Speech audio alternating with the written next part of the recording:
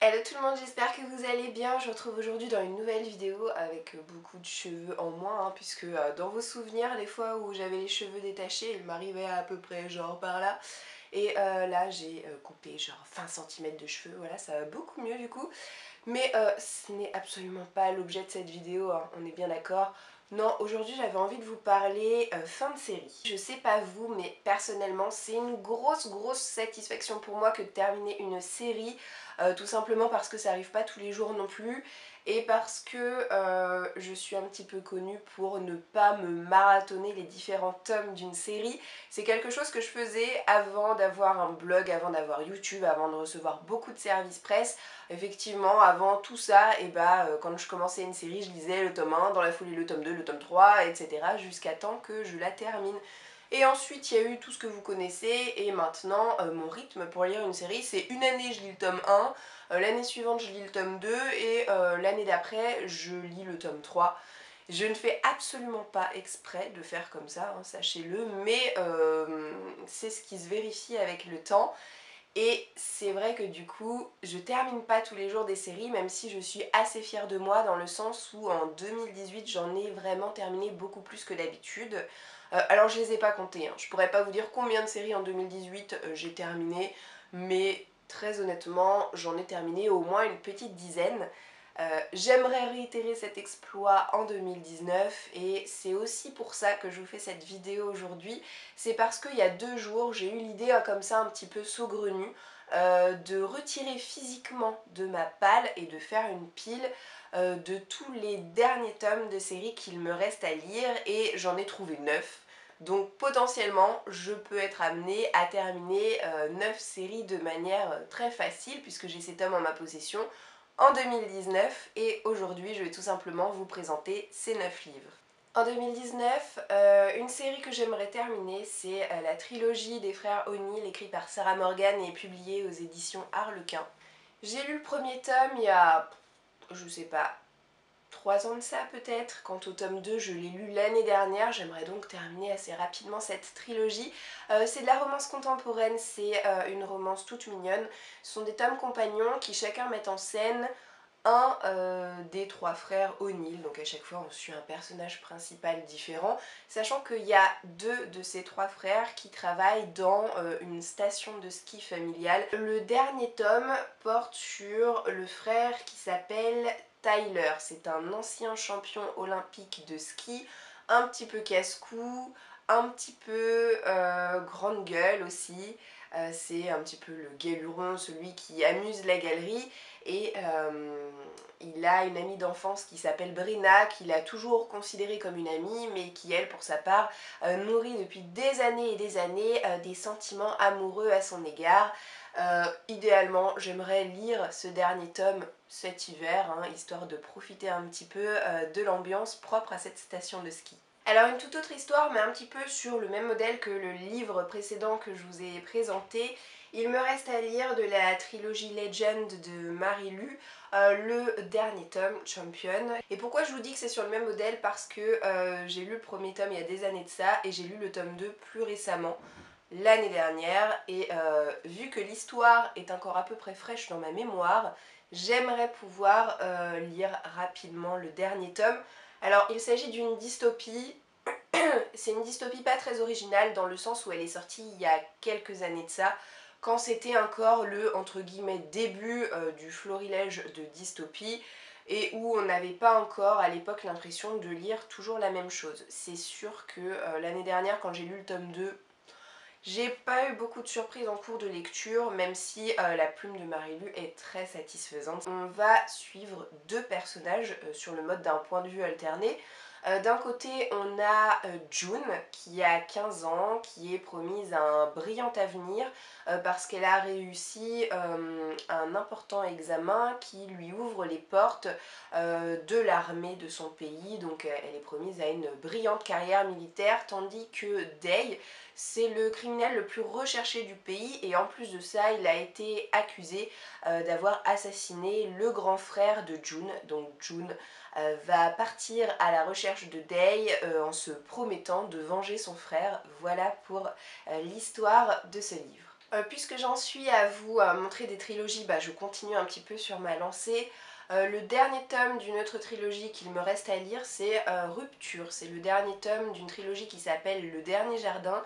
C'est écrit par Lorraine De Stefano et c'est sorti aux éditions Castlemore. Là aussi, c'est peut-être un livre dont vous avez entendu parler il y a des années de ça lorsqu'il est sorti et dont finalement on entend peu parler aujourd'hui.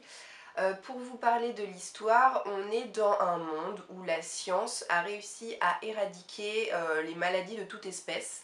C'est-à-dire que maintenant, les enfants qui naissent sont immunisés contre absolument toutes les maladies. Le cancer n'existe plus, le sida n'existe plus, mais il y a un revers à cette médaille et le prix à payer est très lourd puisque personne ne survit au-delà de 25 ans. C'est-à-dire que 25 ans, c'est vraiment l'espérance de vie limite, la plus haute.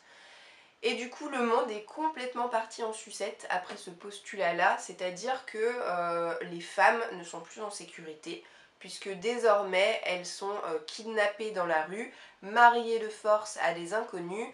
Voilà, les mariages polygames sont de mise, donc pour un homme, il y a à peu près 5 ou 6 femmes.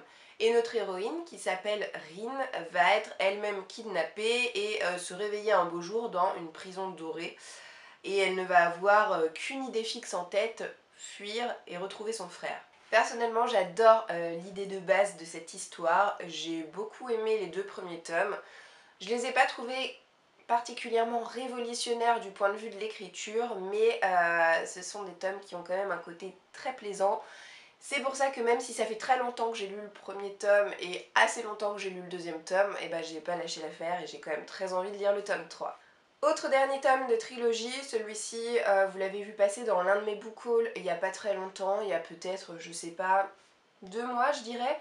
C'est Rebelles du désert écrit par Alwyn Hamilton et sorti aux éditions de PKJ. Pour le coup celui-ci, j'ai envie de vous dire qu'on le présente pas trop parce que c'est une trilogie qui est sortie il y a pas très longtemps et qui est très connue parce qu'elle a remporté un franc succès.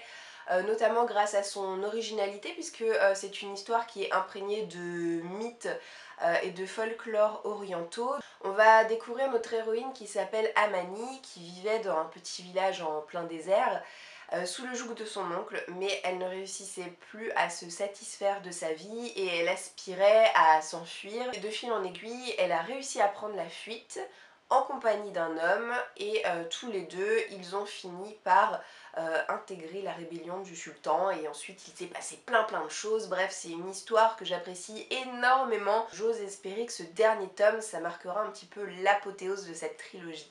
Une autre trilogie que j'aimerais beaucoup terminer en 2019, c'est la trilogie Nea Chronicle de Jean Vigne. C'est une trilogie qui est sortie aux éditions du Chat Noir et qui possède là aussi de superbes illustrations de couverture.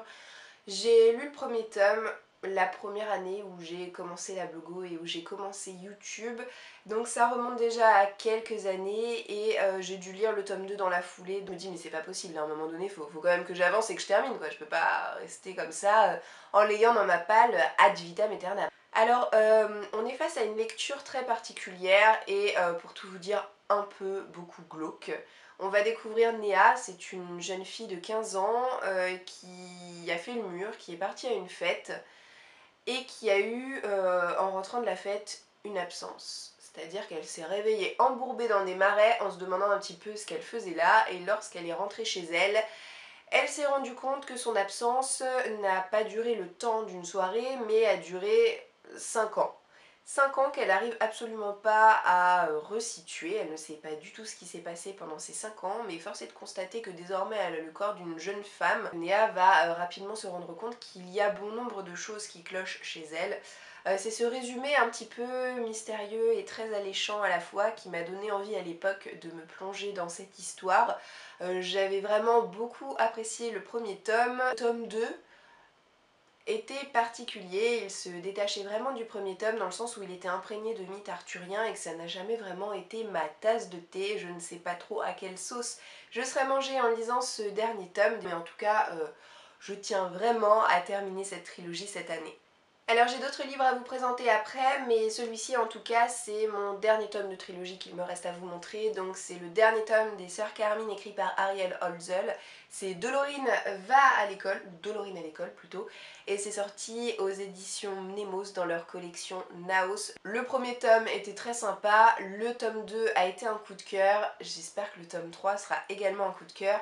En tout cas c'est un petit peu comme pour Nea Chronicle, une trilogie à l'ambiance très particulière, à l'ambiance un petit peu victorienne, un petit peu là aussi glauque, puisqu'on est dans une ville qui s'appelle Grisaille, qui est un repère de truands, un repère de monte en l'air, un repère d'assassins. Le danger vous guette à chaque coin de rue et dans cette histoire si particulière, chaque tome nous permet de suivre l'une des trois sœurs Carmine.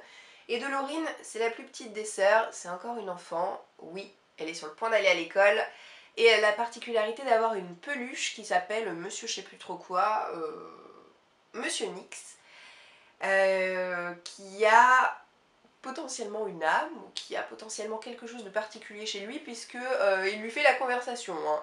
Et cette peluche est maléfique, et j'ose espérer que cette lecture sera aussi satisfaisante que les deux précédentes, ou en tout cas au moins aussi drôle.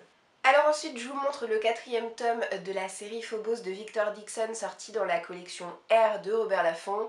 Pour le coup, cette série, vous m'avez choisi de lire sur ces 3 dernières années les 3 premiers tomes. À chaque fois que je vous présentais une présélection de piles à lire hivernale, je n'ai pas envie de placer ce quatrième tome dans ma prochaine pile à lire hivernale, tout simplement parce que maintenant que je viens juste de lire le tome 3, j'ai pas envie d'attendre aussi longtemps avant d'avoir enfin le fin mot de cette histoire.